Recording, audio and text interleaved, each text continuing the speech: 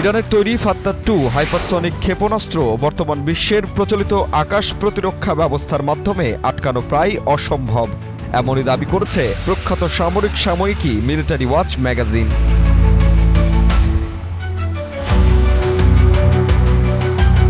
সাময়িকীটির সাম্প্রতিক এক প্রতিবেদনে বলা হয়েছে, গত 1 মাস থেকে শুরু হওয়া অভিযানে ইসরায়েলের গুরুত্বপূর্ণ সামরিক লক্ষ্যবস্তুতে এই মডেলের অন্তত 3টি ক্ষেপণাস্ত্র সফল আঘাত এনেছে।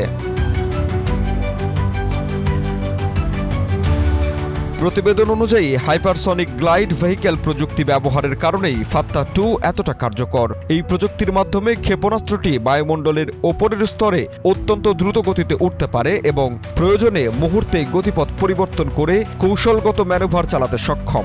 ফলে প্রচলিত রাডার বা ইন্টারসেপ্টরের জন্য এটি শনাক্ত ও প্রতিহত করা অত্যন্ত কঠিন হয়ে পড়ে।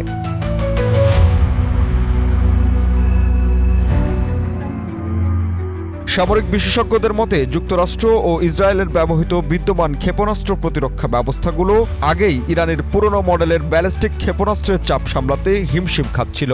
এর মধ্যে নতুন হাইপারসনিক প্রযুক্তির সংযোজন পরিস্থিতিকে আরও জটিল করে তুলেছে।